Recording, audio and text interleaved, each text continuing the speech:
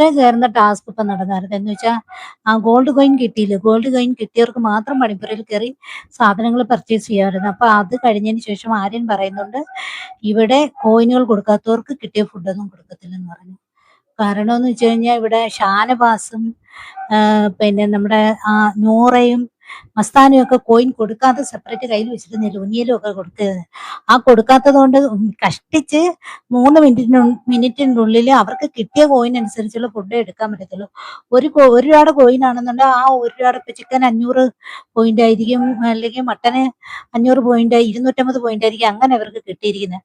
അപ്പം വളരെ കുറച്ച് ഫുഡേ അവർക്ക് കിട്ടിയിട്ടുണ്ട്. 3 മിനിറ്റ് കൊടുത്തിട്ടുണ്ട്. പക്ഷെ ഒരു കോയിൻ ഉള്ളവർക്ക് ഒരു കോയിൻ അനുസരിച്ച്. അപ്പോൾ ഫുഡ് ഇപ്പം കിട്ടിയിരിക്കുന്നത് കൊണ്ട്, വളരെ കുറച്ച് ഫുഡ് കിട്ടിയിരിക്കുന്നത് കൊണ്ട് ഷാനവാസിന് കൊടുക്കത്തില്ല, മസ്താനിക്ക് കൊടുക്കത്തില്ലെന്ന് ആര്യനെടുത്ത് തുറന്നു പറഞ്ഞിരിക്കുകയാണ്. കാരണം ഞങ്ങൾ കഷ്ടപ്പെട്ട ഫുഡാണ്, എന്നെക്കുറിച്ച് എനിക്ക് മാനുഷിക പരിഗണന ഇല്ലെന്ന് നിങ്ങൾക്ക് കരുതിയാലും എനിക്ക് കുഴപ്പമില്ല, ഞാൻ തരത്തില്ല എന്നവിടെ പറയുന്നുണ്ട് കേട്ടോ. ഇതിന്റെ ആവശ്യമൊന്നുമില്ല. കാരണം എന്ന് വെച്ച് കഴിഞ്ഞാൽ ഇതിപ്പോ ആരും പറയാൻ കാരണം എന്ന് വെച്ച് കഴിഞ്ഞാല് ആര്യനും ജിസയിലും കൂടെ അവിടെ മോഷ്ടിച്ച് കഴിക്കുന്നില്ലേ.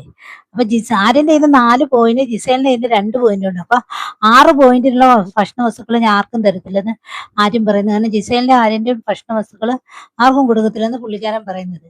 അങ്ങനെ പറയേണ്ട ആവശ്യമില്ല. കാരണം എന്ന് വെച്ച് കഴിഞ്ഞാൽ എല്ലാവർക്കും വേണ്ടിയുള്ള ഫുഡാണ്. ഇപ്പം പിണങ്ങിയിട്ട് ഷാനവാസ് പറയുന്നു ഞങ്ങൾക്ക് ഫുഡ് വേണ്ട എന്ന് പറയുന്നു. അത് കേട്ടപ്പോൾ അതിലെ നൂറേം പറഞ്ഞ് ഞങ്ങൾക്ക് ഫുഡ് വേണ്ട, ബാക്കിയുള്ളവർക്ക് കൊടുക്കാനും പറയുന്നുണ്ട്.